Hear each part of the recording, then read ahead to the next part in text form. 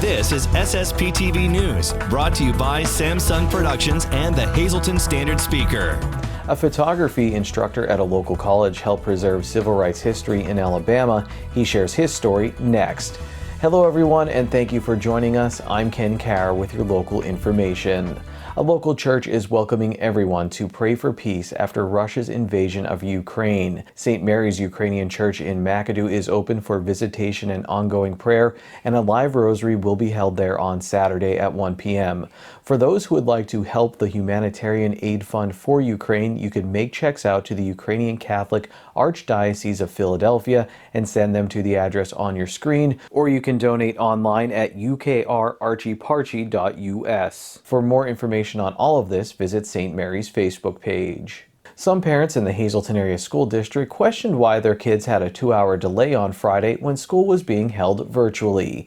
District Superintendent Brian Uplinger says the delay allows any staff members who choose to teach from their classrooms time to come into the schools and maintenance crews time to clear the parking lots. Also, if there was a power outage, it gives the district time to assess the situation and see if they should have live instruction or move to asynchronous learning. February is Black History Month, and one faculty member at a local college had the chance to share his experiences photographing dignitaries and historical figures in Selma, Alabama. His photos document the history of what is known as Bloody Sunday, an attack on civil rights marchers in 1965. Arlisa Sugart has the story.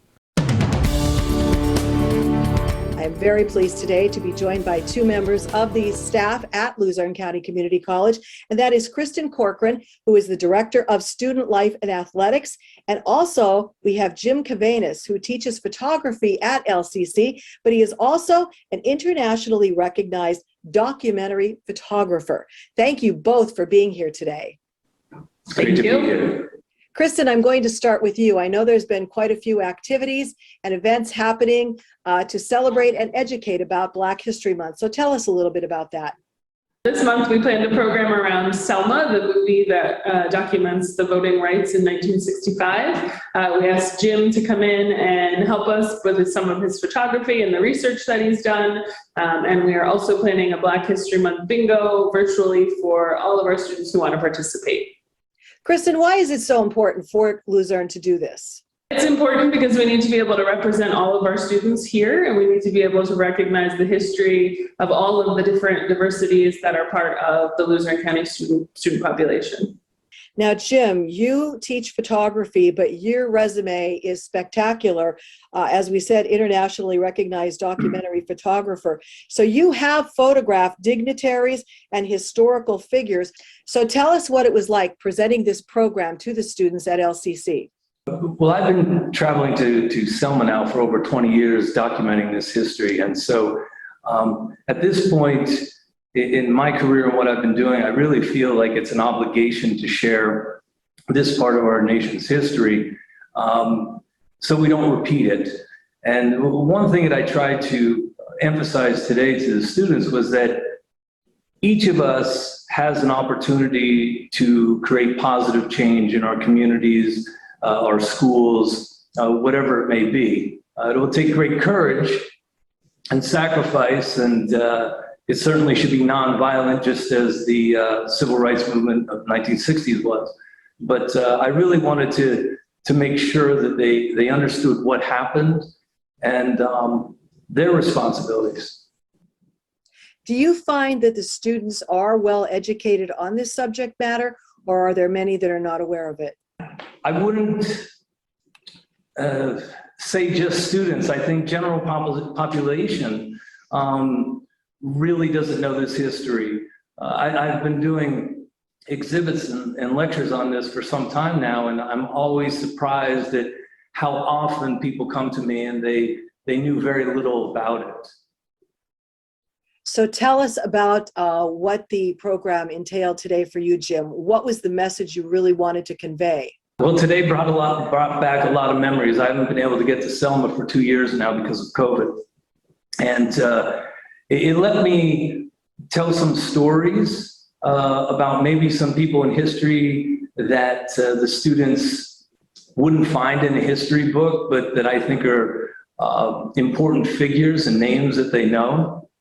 And then I also shared some of the leaders' names that I had become friends with, people like Fred Shuttlesworth and Amelia Boynton and F.D. Reese and Jesse Jackson and others, and encourage them that in their classes, if they have research papers, if they need to do speeches of any kind, that these are names that they should really learn about and share with others. What have you learned yourself by doing all of this? Because your career has been amazing. Well, when I first went to Selma, I was told how naive I was. I don't think I'm quite as naive now. I've learned a great deal. I learn something every time I go there. It certainly has changed my life. And this project is a little different than other projects that I've done in the past, that this particular one, I really believe, is someone else's story, and I'm just the middleman that delivers it. And I really feel an obligation and a responsibility to share this story that others have shared with me, so that we don't allow history to repeat itself. If people would want to look up your photography and that, where can they find all of your information and your photos? You can look at gavenasphoto.com, and you'll see some of the photos there of Selma and other things that I've done throughout my career. Today's news feature is brought to you by The Cheese Store and more. Go to their Facebook page to see their specials and check out their catering menu. Time now for weather on SSPTV News. Here's our forecast from the National Weather Service. On Saturday, mostly sunny with a high near 30 degrees. Saturday night, mostly clear with a low around 19 degrees. Sunday, a 30% chance of scattered snow showers after 1 p.m., mostly sunny with a high near 37 degrees. Sunday night, a 30% chance of scattered snow showers before 1 a.m., mostly cloudy with a low around 12 degrees. Monday, sunny with a high near 27 degrees. Monday night, partly cloudy with a low around 15 degrees. Tuesday, partly sunny with a high near 37 degrees. And Tuesday night, mostly cloudy with a low around 22 degrees. We have some new champions to tell you about on the SSPTV Standard Speaker Scoreboard. These are the results from the Anthracite Junior High Basketball Championships. The Drums girls beat Valley in overtime by 1 point. Ella Radis sent the game to overtime for Drums. Kayla Lagoe made a big foul shot for Drums to force a second overtime, where the Lady Tigers never trailed. The Freeland boys beat Valley for the title. Kaden Nolasco had 14 points for the Whippets, and Dominic Marino scored 12. Our community and sports features are coming up after this break. In tonight's social report, a happy birthday goes out to Sandy Alexa Fritz, celebrating Saturday. Have a wonderful day, your friend Dee. That's tonight's social report. SSPTV News would like to send sincere condolences to the family and friends of these who recently departed.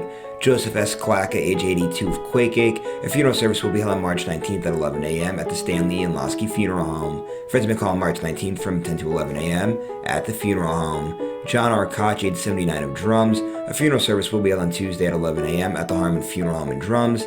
Friends may call on Tuesday from 10 to 11 a.m. at the funeral home. In George J. Gordva, age 78, of Hazel Township, Mass will be held on Tuesday at 2 p.m. at Most Precious Blood Church. Friends may call on Tuesday from 1 to 2 p.m. at the church. The Joseph A. Moran Funeral Home is in charge of arrangements. Tonight's obituaries are being brought to you in part by Harmon Funeral Homes and Crematory, with 2 locations in Rockland and in Drums, 570-384-3312 or 570-788-0977, and go to harmonfuneral.com.